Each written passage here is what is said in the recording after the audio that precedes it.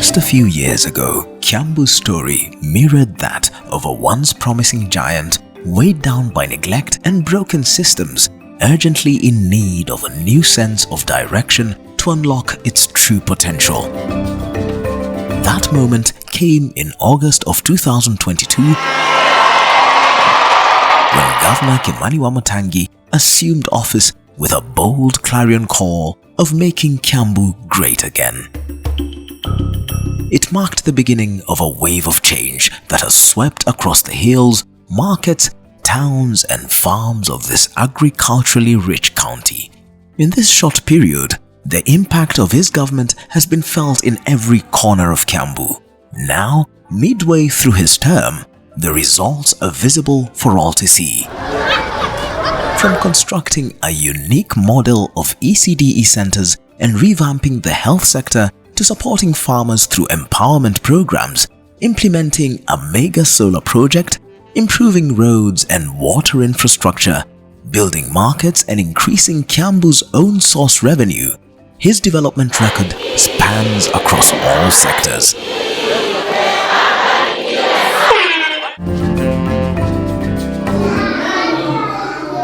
One area where his administration has especially excelled is in transforming early childhood development education in Kiambu. Young learners are already smiling thanks to new infrastructure that is dotting each and every ward. Some 312 newly built ECDE centers now stand proudly where once there were crumbling, neglected structures. Each center boasts modern PP1 and PP2 classrooms, offices, ablution blocks for pupils, teachers and even persons with disabilities, as well as equipped play areas that rival the best private academies. We have seen parents in Kiambu County regain confidence in our public ECD centers, resulting to them putting out the learners from the private academies to the public ECD centers. But beyond the concrete and steel, Governor Wamatangi has spearheaded a comprehensive feeding program for the more than 39,000 ECDE learners, ensuring each child receives a bowl of fortified porridge daily, 2 eggs a week, and a packet of milk every Thursday. To boost learning in the ECDE centers, the county has provided free books to all learners in public centers, ensuring every child has access to essential learning materials. Kwanza vitabu, watoto walikuwa na shida sana, but at the moment kila mtoto ako na vitabu 5. Wakikula mayai, wakunywa uji, wanakuwa ameshimba. Kwa hivyo huo mzigo mkubwa wa wazazi kushida watoto wakibebana na chakula sana sana imeenda chini. Gavana tulisikia analeta ECD agitia, tulifurahi sana. Juu tuliona tumepunguziwa mzigo wa kupeleka watoto. Tulikuwa tunaamka mapema sana, unatayarisha mtoto, unampea gari. Vile hautajua kama anafika ana hajafika. Lakini hapa vile ECD ilijengwa hapa Getiha, tulifurahi sana juu hata sisi kama mimi mtoto wangu ni msichana na umfukisha kwa barabara na siamuki mapema hivyo nilikuwa naamuka hapo kitambo. We started a year and a half ago with 32,000 kids in all the ECD centers. Barely 1 year into the transformation, we are at 38,000. Now we are heading to 41,000 kids. That tells you that you have an increment and an enrollment of more than 11,000 more children within less than 2 years.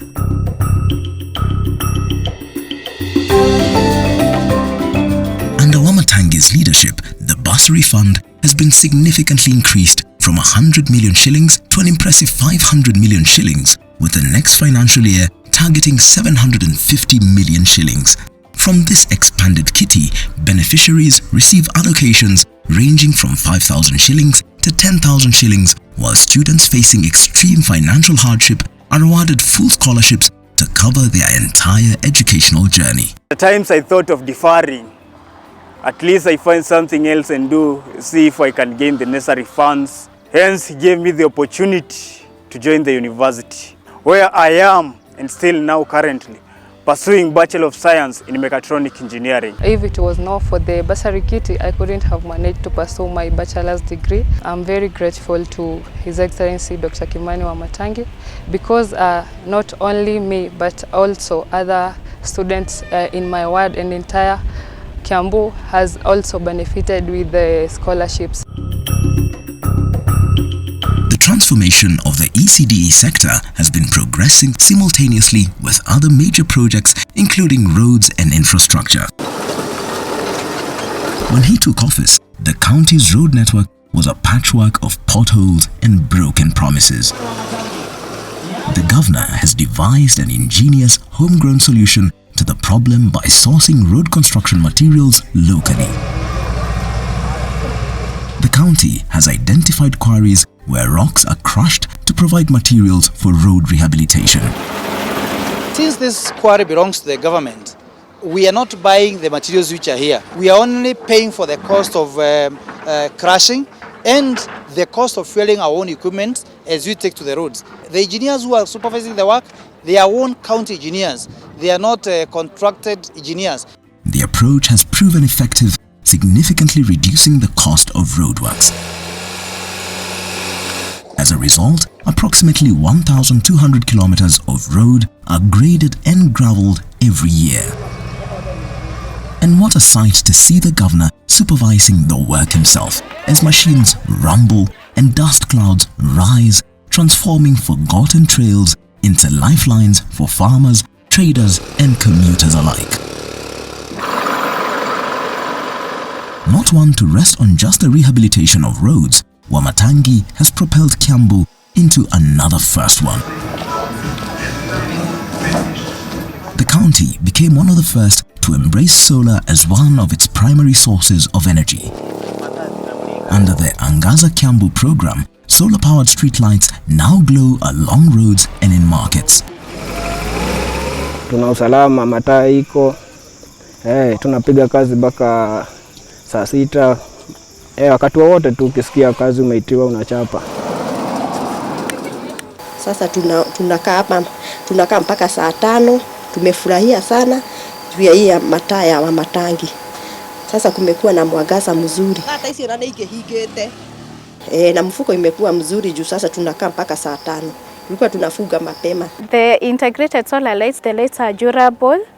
They will take long before any replacement of component is required. In a bold shift toward renewable energy that has also been adopted in health facilities and water projects, all the 60 wards are teeming with these new solar street lights. When we came in, we were paying bills, electricity bills of about 700 million annually. That is why I came up with the agenda of transforming our power source from grid paid power for public lighting to solar lighting, which is indeed eco-friendly. To enhance the outlook of towns and trading centers, Wamatangi's administration has acquired cabro-making machines installed in vocational training centers. The newly installed machines are producing paving stones to beautify towns and trading centers. It's an opportunity for them to learn how to install the cabro. After we've done enough cabro, we go and pick a local road within the area, prepare it, grade it, compact. The surface is ready to take cabro, materials sourced locally, and then you compact, you have a cabro road. In the curriculum, there is no production of the cablo, there is no laying of the cablo. So it's an added advantage for the students who are doing building and construction. Kiambu bus parks, once chaotic and muddy, have received the much-needed facelift. Makongeni, Kiambu, Banana, Kwamaiko, Kwambira and Gethega bus parks are now synonymous with order following their makeover. But perhaps nothing touches the hearts of the people more than healthcare, and here too, Wamatangi's hand has been firm. As of today, I have built 6 new level 4 hospitals. The governor has started the construction of Juja and Karori level 4 hospitals, as well as reviving stalled projects in Lari, Dogoto, Bibirioni and Wangige. these level 4 hospitals are nearing completion. The total number of level 4 hospitals in Kiambu are 14. In Karori, Kiamba, the hospital there, which serves a population of probably more than 300,000 people, was a hospital that was built last by the colonialists. We built it in a record 18 months. Today, I have built 26 new level 3 hospitals. 26 beds, beds for men, 10, and pediatric, with a theater, with a kitchen, with a laundry. Health facilities have been stocked with essential drugs and cutting-edge medical equipment installed. This is a program that is set to have spent about 2.5 billion Kenya shillings to modernize existing hospital equipment. We've already put up x-rays, dialysis machine, endoscopy machine, and ultrasound machines in our 14 level 4 and level 5 hospitals and selected high volume level 3 hospitals. Here we have equipped the hospitals with the basic infrastructure, beds, lockers, furniture, computers, a complete networked HMIS system connected with a security system. And we will be aiming to increase at the conclusion of this transformative program our bed capacity from the current 1,800 beds to 3,600 beds. Ambulances that once resembled transport trucks have now been refurbished and equipped with modern medical equipment. In addition to upgrading the existing fleet, Wamatangi's administration has also acquired new ambulances to ensure that every sub-county has a functional unit. So recently we have had installation of fleet management system, which has really eased our work because we are able to locate the ambulance that is closest to the source of the call, and we are able to dispatch it on time. We are also able to monitor the speed it is moving at. Within those 2 years, I have bought 18 new ambulances, equipped fully. That hospital is like a mobile ICU, and so any service can be given in those particular ambulances. Behind the scenes, newly installed health management information system ensures accountability and efficient service delivery, while Ruiru Central Medical Store is complete to ensure steady supply of drugs and other pharmaceutical supplies. If you go to Ruiru, we have built a very, very modern, big central medical store. That is the size of actually the KEMSA that is there in Nairobi. We have installed a digital hospital information management system which connect all our facilities from the smallest to the biggest facility, making sure that when you are in the central medical store or wherever you are in Kiambu County, even in my office, by a touch of a button, I'll be able to tell the stock levels in every facility. A test is done, for example, in the laboratory. All what they need is to key in the results, and the doctor in the level 2 or the doctor in level 5 hospital is able to see that and very quickly be able to assist in making a diagnosis, and the right and the proper treatment is administered to the patient. Wamatangi knows that the true backbone of Kiambu's economy is agriculture, and here his hands have been firmly on deck. His administration has acted with purpose, distributing certified maize seeds, tons of fertilizer and fruit seedlings such as avocado, mango, orange and pawpaw. Ukiingia kwa mashamba zetu, tuko na mahindi ya Kimani. Kimani yamepigana na njaa. Juu kutoka aanze, hakuna wakati tusakosa mahindi ya kupanda. Shukuru sana. Juu ulinipatia mahindi, nikakuja nikapanda, na ina saa 2-3 na kabla siku ile unipatia hii mahindi kwangu jaa hakuna. Women have been uplifted through the distribution of nearly 445,000 improved kienyeji chicks. Their coops now alive with the sound of prosperity. Kama mimi singefikiria ninaweza weka kuku, lakini kwa kupatiwa hizo kuku na nikawekelea maanani, nimepata kitu. Kwa hivyo Wamatangi amefanya kazi na ametusaidia sisi kama wamama. Men too have found empowerment through the provision of piglets, while livestock farmers benefit from high-quality semen and widespread vaccination campaigns that protect against disease. Nilikuwa kwa chama inajiita Moya Vision Self Help Group, na kuna wakati tuliambiwa governor atakuja na alituita hapo, tukaenda na tukachukua nguruwe na alinipea nguruwe moja. Hizi ni nguruwe mtu zina make profit haraka juu kama saa hizi niko na 9. Sinaona hapo naendelea vizuri.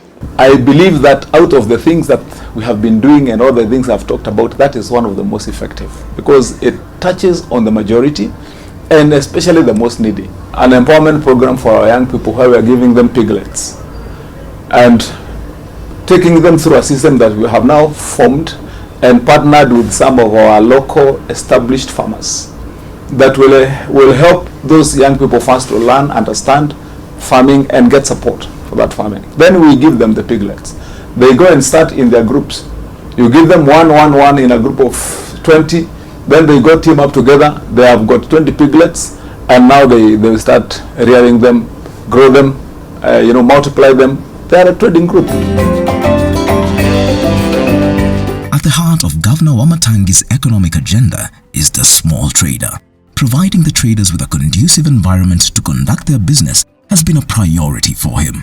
7 new modern markets in Kimbo, Matingine, Getwamba, Ndeia, Kinoo, Dagoretti, Lusigeti and Kagwe are under construction. More in Matara, Gakoe, Ngoliba, Kamangu and beyond are also on course. Alongside the national government, the county is building other mega markets, strategic hubs and additional ESP markets, stitching an economic fabric that includes the upcoming County Aggregated Industrial Park CAIP at Warohio Farm in Githunguri. This is a project that is being undertaken between the national government and the county and the counties. It's going to be of massive help, not only to the people of Githunguri where this farm is, but across the county. Here at Warohio Farm in Githunguri, we will be having these farm produce come to this industrial park direct. So this will ensure that the farmers get a maximum value from their produce. Number 2, it is going to create a lot of employment. For Boda Boda riders, the scorching sun and pounding rains no longer stand in the way of their daily hustle. Thanks to the county government's construction of modern sheds, the riders can now operate their businesses comfortably, protected from the harsh weather. Msimu wa mvua, hii shed inatusaidia sana juu tunaingia hapo ndani, chini yake tunakaa hapo. Wakati wa jua inatusaidia tu. Through the Maji Nyumbani initiative, the Wamatangi's administration has overseen borehole drilling, pipeline extensions and water system upgrades, already reaching over 10,000 households. Major projects like Gavanji, Kenyatta Road, Ngeguturito, Ondiri Ziwani and Komodhai water schemes are quenching long-standing thirsts with plans to double the reach in the remainder of his term in office. Maji ni mingi, tunaoga, tunafua manguo, na ng'ombe na kunywa. Ukitaka kupanda boga unaweza panda. We have sunk more than 32 boreholes that are already now powered through the solar. This is after the directive by His Excellency the Governor to solarize all of our boreholes after looking at the costs of what, in terms of how much we are paying to the Kenya Power. Through this initiative, together with the ground detrication, we have been able to reach more than 600,000 inhabitants or the citizens of Kiambu. That means between 70,000 and 80,000 new connections with water. Title zetu ziko hapa. Land tenure security has taken a giant leap forward under Wamatangi's stewardship. Through Directorate of Lands and partnerships like the World Bank-driven KISIP2, his administration has surveyed settlements in Kikuyu, Limuru, Ruiru, Kiandoto, Madarau, Kanjero, Kiroe and Kiamburi, with nearly 5,000 title deeds being issued. The journey that began last year to transform Thika town into an industrial smart city is well on course as the process is set for completion this year. We decided to turn Thika into an industrial smart city. We have good infrastructure. We have got factories, companies, and setups that were done there many, many years ago. And now they're still there. We just need to revitalize them. We have got new assembly plants that have come to Thika that are assembling vehicles. We have land available there. In our deal with Del Monte, we have gone ahead to section part of that land for a special economic zone, about 400 acres, so we can do industry.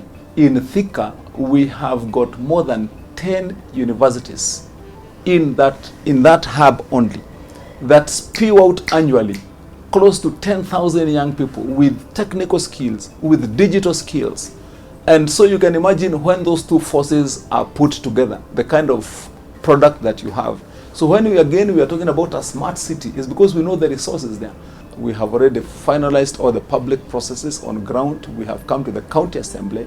The county assembly has debated that process. I received a message from the clerk of the county assembly of Kiambu. The message dated 24th of June 2025 on the proposed conferment of city status to Thika municipality in Kiambu County. Infrastructure upgrades, solar street lights and tarmac roads are reshaping the informal settlements into vibrant urban neighborhoods. Saizi kuna badilika, tumeona hata maji ikikunyesha maji haiwezi kuingia kwa manyumba. Tengenezwa kwa hii kabro nafurahia sababu hakuna matope. For Kiambu's youth, Governor Wamatangi has turned the idea of leveling the playing field into reality. We are doing 7 grounds across the county. We have the Gio, Kirangari, Kagwe, Thika Stadium, Kanjero, Gashie, and BTL. And now we are going to do Ruiru Stadium. People might be wondering how we have managed to do quite a number of very impactful projects in the county. This was enabled by the increase of our revenue. In the last 3 years, we've managed to increase our revenue gradually. In the first year, we had a revenue of 3.6 billion. In the next year, we had a revenue increase of 4.5 billion. And the last year, 24-25, we increased our revenue to 5.45 billion. We have been able to collect this revenue because of our new system, which is an ERP system that has ensured that every revenue stream has used this system. We don't go and use any manual system. The ERP system has enabled us to close in any loopholes or gaps that were there in the system previously. It also covers other areas like human resource, fleet management, hospital management. All our hospitals are using this system. With clear achievements behind him and an ambitious, well-laid plan for the future, the governor is charging ahead, determined to make the remainder of his term even more transformative for Kiambu.